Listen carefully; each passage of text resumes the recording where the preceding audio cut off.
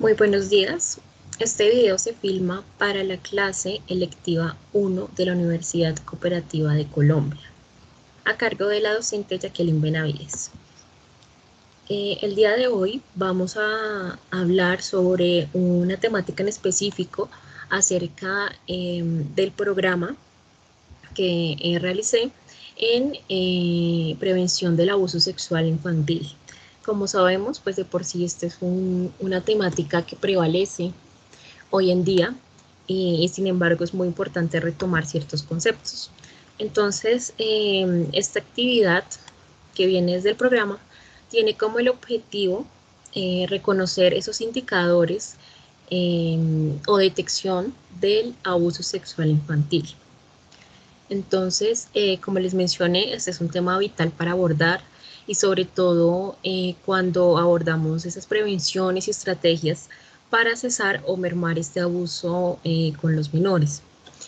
Lastimosamente, cuando un infante o un niño pasa por un abuso o violencia sexual, eso quiere decir que el agresor está vulnerando su inocencia, y esto genera que a raíz de esa situación pues se generen ciertas características y cambios en el niño, tanto a nivel físico, a nivel psicológico y sobre todo comportamental o conductual.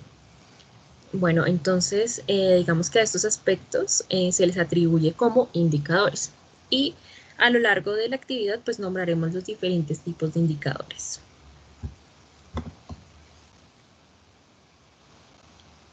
Bueno, como les mencioné, entonces están los diferentes tipos de indicadores, que está el nivel físico, el nivel psicológico y el nivel comportamental. Los indicadores a niveles físicos, esto quiere decir que, bueno, de hecho de por sí ya como que detectar ciertos indicadores o ciertas características en nuestros hijos, porque nosotros como padres de familia, digamos que podemos identificar más fácil cuando sabemos que nuestros hijos no están bien, ¿sí?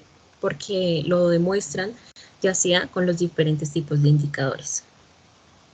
Sin embargo, no siempre es fácil siendo padres de familia. A veces se nos escapan ciertos detalles digamos, a nivel gestual de nuestros hijos, en la forma en la que hablan o en cómo se comportan, pero por si hay un reconocimiento cuando sabemos que algo no está bien. Entonces, los indicadores a nivel físico, eh, por ejemplo, puede ser cuando el niño tiene una dificultad para caminar o sentarse, cuando el niño puede presentar dolores, hinchazones o picazón en la zona genital. También, si por ejemplo llevamos a nuestros hijos a rutina de exámenes médicos y tiene alguna enfermedad sexual, de índole sexual, puede que se haya transmitido por un acto de abuso, ¿sí? No siempre es el caso, hay que aclararlo, no siempre es el caso, pero digamos que, como les mencioné, son indicadores y debemos tenerlo en cuenta.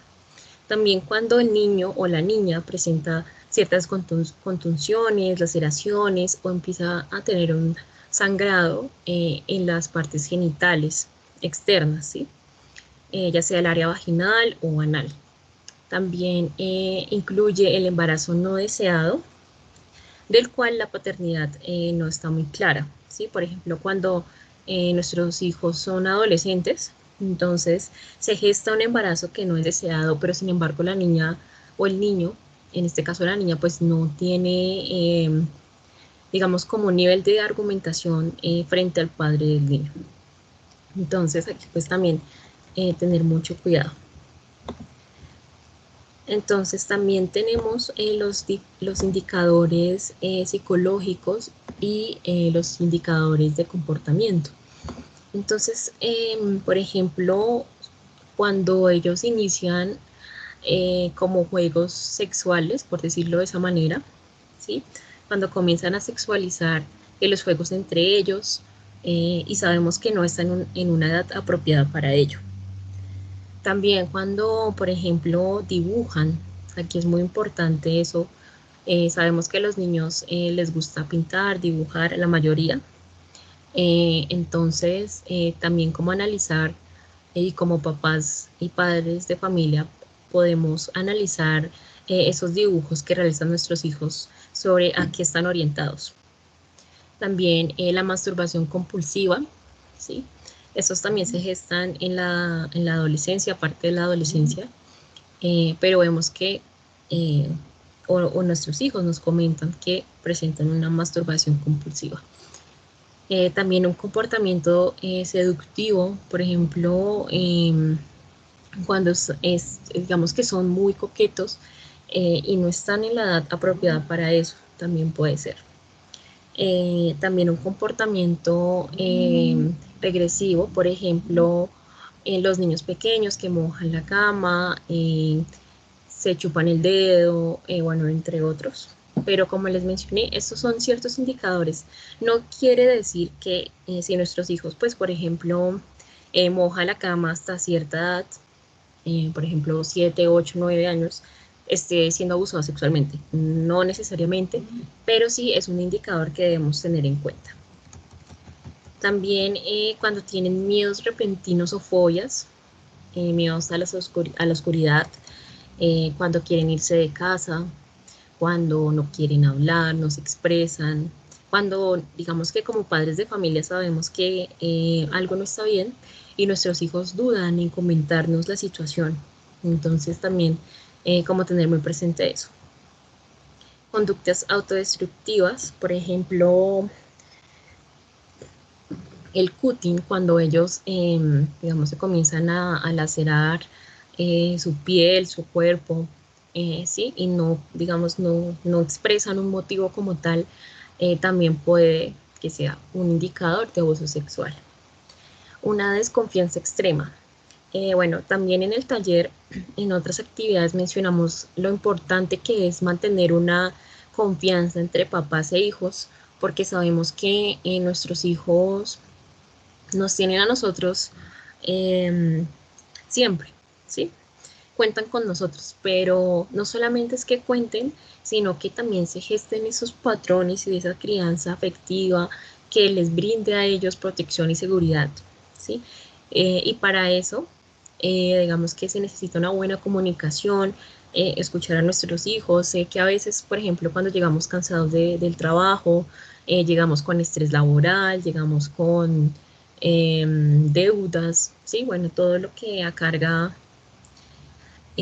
como esa vida adulta, por decirlo de esa manera. Y a veces descuidamos un poco esa comunicación que tenemos con nuestros hijos. Entonces, también generar esa crianza positiva va a generar que nuestros hijos confíen en nosotros y que no se guarden los secretos, ¿sí? Y sabemos que un secreto de este índole, pues va a acarrear muchas consecuencias, tanto negativas para el niño como para la familia. Entonces también cuando nuestros hijos definitivamente no confían en nosotros en lo absoluto, puede que haya un indicador de eso, porque en caso de que le suceda, pues el niño no lo va a decir. También un cambio inusual en el rendimiento escolar. Entonces, si nosotros, como les mencioné, conocemos a nuestros hijos, sabemos que cómo son ellos a nivel de comportamiento, cómo les rinden en el colegio, y si hay un cambio, por ejemplo, si nuestros hijos son juiciosos, pues en general les va muy bien en el colegio y de un momento a otro ya pasa a lo contrario, ya no les va bien, comienzan de pronto a irles mal, a bajar las notas, entonces aquí puede que ya esté sucediendo algo. También cambios notorios en la personalidad, como les mencioné, tener identificada pues ciertas características de nuestros hijos. Entonces sabemos que si nuestros hijos comienzan como a sentirse tristes todo el tiempo, a sentir rabia, ¿sí? Si comienzan a ser hostiles, como groseros, por ejemplo, y que antes no lo eran, entonces puede que aquí ya esté sucediendo algo. También cuando se genera un abuso de drogas o alcohol. Entonces, sobre todo en la etapa adolescente, cuando nuestros hijos se sumergen en ese mundo de las drogas y del alcohol, y digamos que no, como les mencioné, no se gesta esa confianza con los padres, porque no lo dicen. Entonces comienzan a desahogarse en el alcohol y en las drogas, porque piensan que esa es la única salida. También están las ideas e intentos suicidas. Entonces, en esta parte también hay que tener mucho cuidado porque sabemos que un abuso sexual es un atropello, básicamente, como a nuestra dignidad, a nuestro ser de por sí. Entonces, cuando alguien pasa por encima de eso, por encima de nuestra barrera y comienza a respetarnos, es un tema complejo, y para un niño que se siente desprotegido, que no tiene confianza, que no tiene redes de apoyo, por ejemplo, va a comenzar a pensar que no tiene más salida su vida, ¿sí? Ese es un problema, una situación muy lamentable, pero el niño va a pensar que no hay más alternativas para salir adelante. Entonces, puede que comience a tener intentos suicidas. Lastimosamente, también debemos tener mucho cuidado con ello. Em, También tenemos los indicadores de sospechas del abuso sexual infantil. Permítanme un momento, por favor. Listo. Los indicadores de sospecha, como les mencioné, no quiere decir que si sus hijos presentan alguno de, por decirlo así, los síntomas que ya estaban mencionados anteriormente, estén siendo abusados sexualmente o que hayan sido, no. Pero digamos que cuando se unen todas estas características e indicadores, entonces ya podemos comenzar a revisar el asunto. Bueno, eh, cuando hay poco interés en participar en algunas actividades físicas o tienen resistencia insistente a cambiarse de ropa, por ejemplo, también podemos comenzar a sospechar, ¿sí? Porque el niño, digamos que se siente muy triste, depresivo, entonces pues le cuesta generar esas actividades físicas y definitivamente va perdiendo como el interés de esas actividades lúdicas, activas y demás. También va a haber una negación insistente y exagerada a mostrar su cuerpo desnudo. Claramente, pues como ya ha pasado por este abuso, por esta violencia sexual, pues se va a negar rotundamente a que lo vean, a que alguien note en su cuerpo, porque claramente esto deja secuelas y consecuencias graves. También va a haber un rechazo extraordinario a tratar temas con contenido sexual. Entonces aquí, por ejemplo, esta es, por ejemplo, como un camino de doble vía. Puede que nuestros hijos se sexualicen, por decirlo de esa manera, a temprana edad, debido a este abuso sexual, o puede que genere ese rechazo porque le hablen de algún tema de índole sexual. Entonces, papás, aquí es donde les hago la invitación a que debemos hablar con nuestros hijos de una manera responsable acerca de la sexualidad. Claramente hay ciertas edades para hablar sobre ello, ¿sí?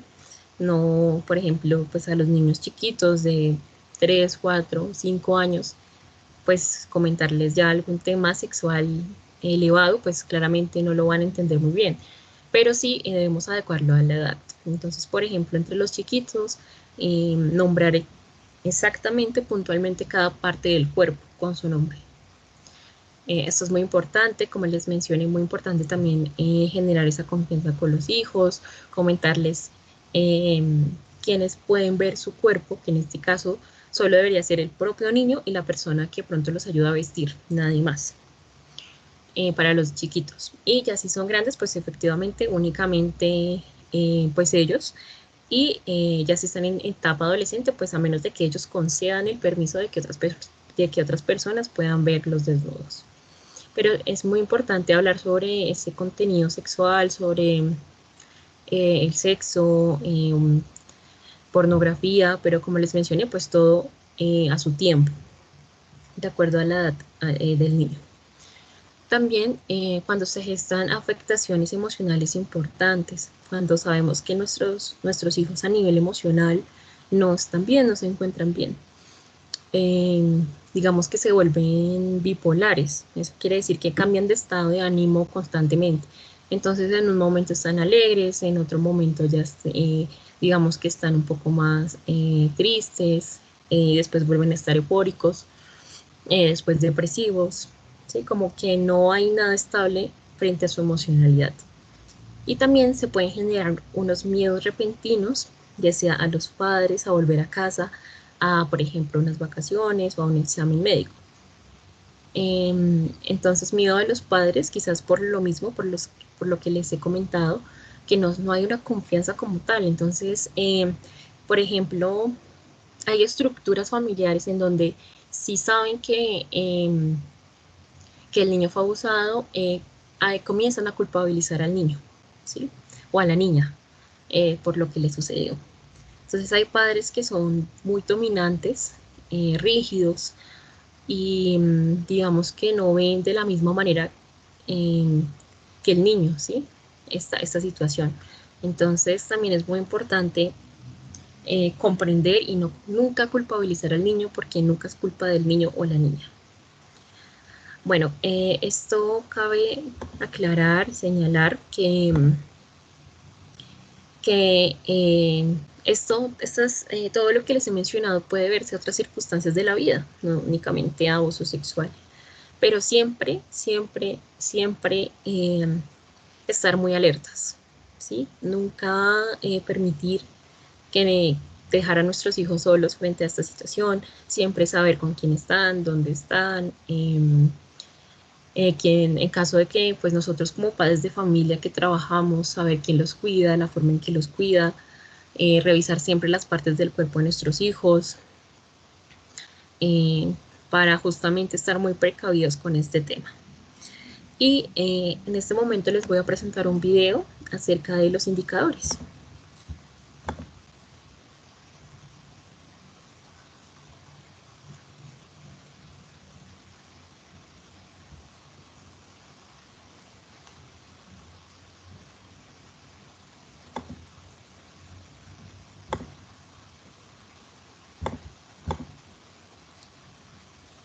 Permítame en un momento, ya está cargando el video.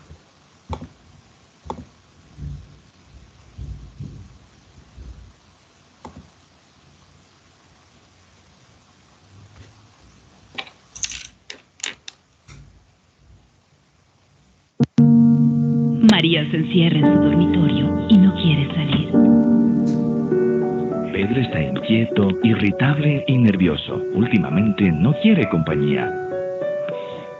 Laura pinta dibujos extraños que no quiere que nadie más vea. Daniel llora desconsoladamente. Hay cientos de niños y niñas que están siendo víctimas de abuso sexual durante la cuarentena. No lo permitas. No dejes a los niños solos. No permitas que se cierren las puertas de sus habitaciones. No los envíes a hacer mandados ni a dejar encargos. Y mantente alerta a los signos que muestren. Protégelos. Dejemos huellas de ternura, no cicatrices de dolor. Denuncia cualquier vulneración al 911 o al 1-800-delito. Esta es una contribución de World Vision. Necesitamos a todo el mundo para eliminar la violencia contra las niñas, niños y adolescentes.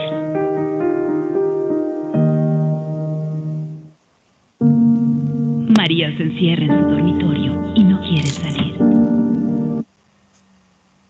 Perfecto, entonces como acabamos de ver, estos son ciertos indicadores, ciertos comportamientos que los niños pueden tener cuando pasan por este abuso sexual. Con eso finalizamos esta actividad. Sin embargo, siguen otras actividades que están descritas en el taller, que también son muy interesantes y abordan, y todas están bajo la misma función de prevenir el abuso sexual. Con eso culmino esta actividad, espero que sea de su agrado. Y recuerde que mi nombre es Mónica Alejandra Perdomo, estudiante de la Universidad Cooperativa de Colombia. Muchas gracias.